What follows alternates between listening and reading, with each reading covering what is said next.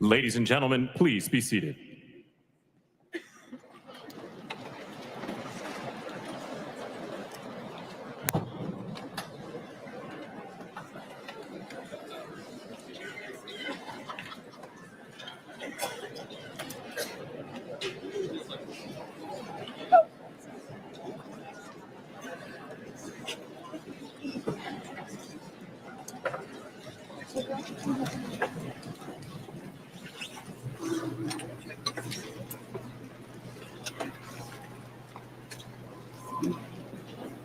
Please welcome the chairwoman of the Joint Congressional Committee on Inaugural Ceremonies, the Honorable Amy Klobuchar.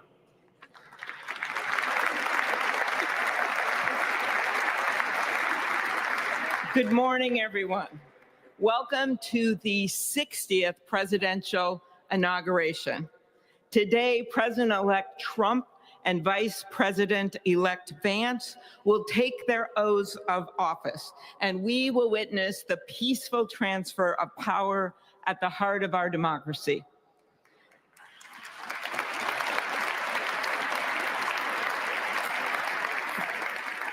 For the past year, I've chaired the inaugural ceremony committee, which includes the leadership of Congress from both parties. We thank the committee and Capitol staff and law enforcement who worked so hard over the last year, and especially the last 3 days. You've done a beautiful job, and you have shown grace under pressure.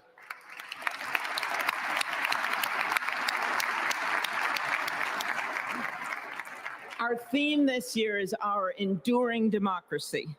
The presence of so many presidents and vice presidents here today is truly a testament to that endurance. We welcome President Biden and Dr. Biden.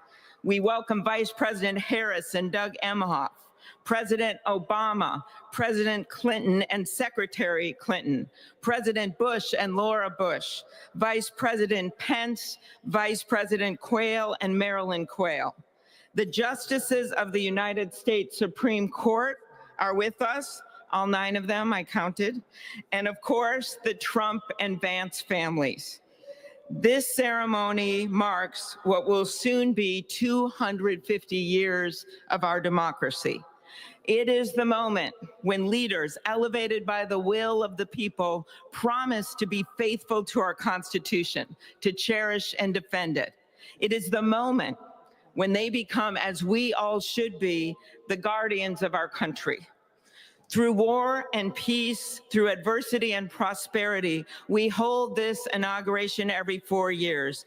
And today it falls on Martin Luther King Day, a further reminder that we must strive to uphold the values enshrined in our Constitution, the freedoms, the liberties, and as is inscribed on the entrance of the United States Supreme Court, equal justice under law.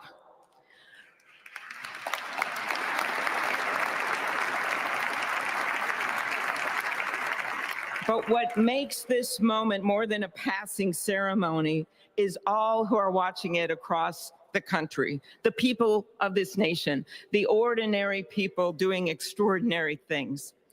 President Kennedy, who at one point worked as a senator in this building and would often walk through this very rotunda, once said, "In a democracy, every citizen, regardless of interest in politics, holds office.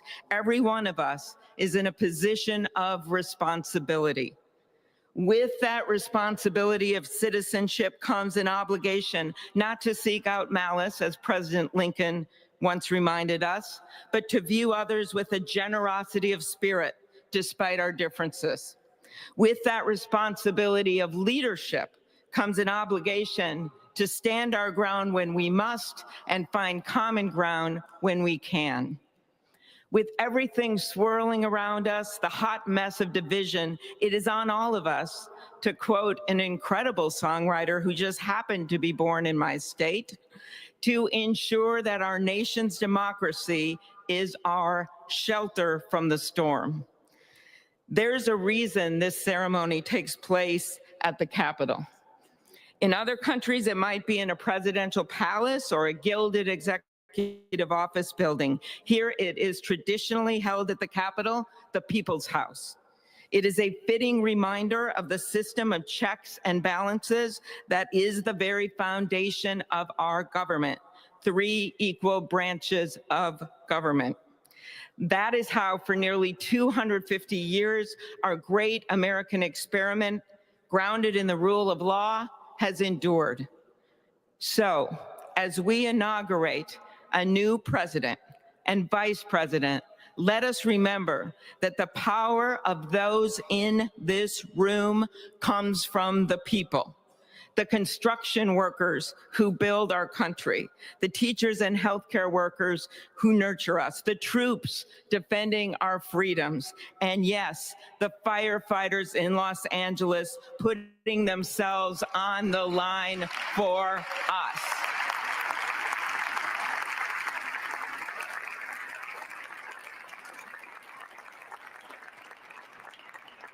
Our democracy's strength and grit must match theirs.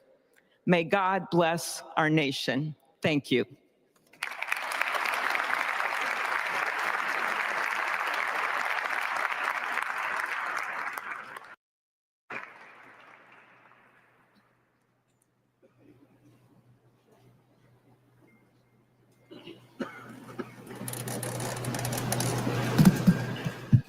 Good afternoon. Endurance through the years is the ultimate test.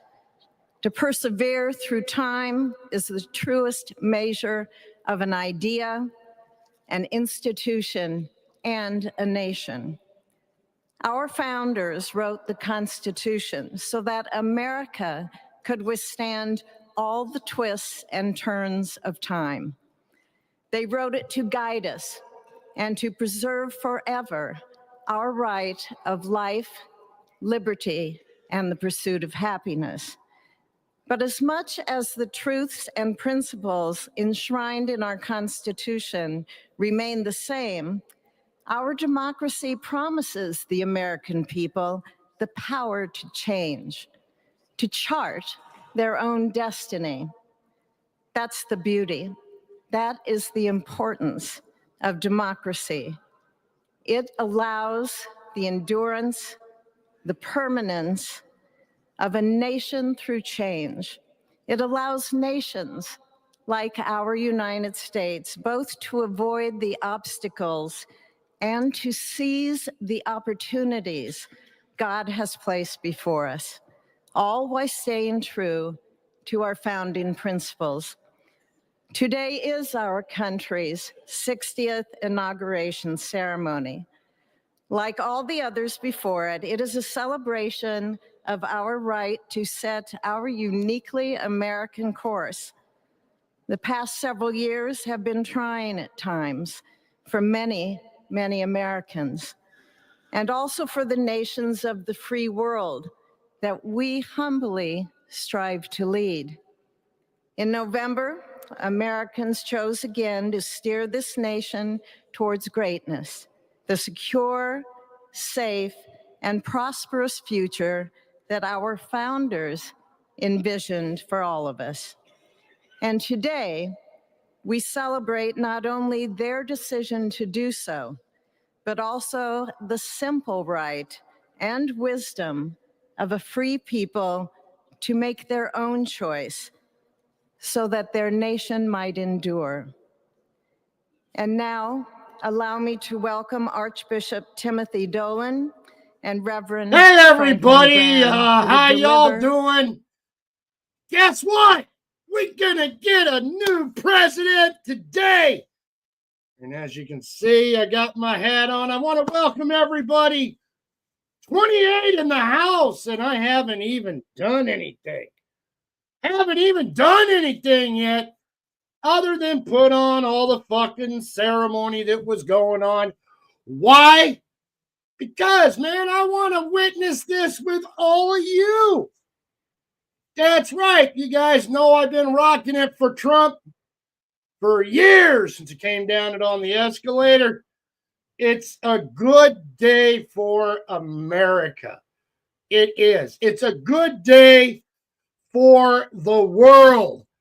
So let's go ahead and go down and say hello to everybody. Sentinel, good to see you. Nookie Nish coming in from the 51st state. Good to see you up in Canada. Mad Matt Corky, my brother, from another mother from the other side of the pond. Over there in Great Britain. Free Tommy Robinson. You know what it's all about. Leedy One, always good to see you, sir. A fellow Raider hater. Jacob Lopez, welcome, man. Good to see you. And DFW, wow, on my live stream. That's something different. That's something. What? They suspended me? Well, fuck. All right, I will start over because we're not there yet.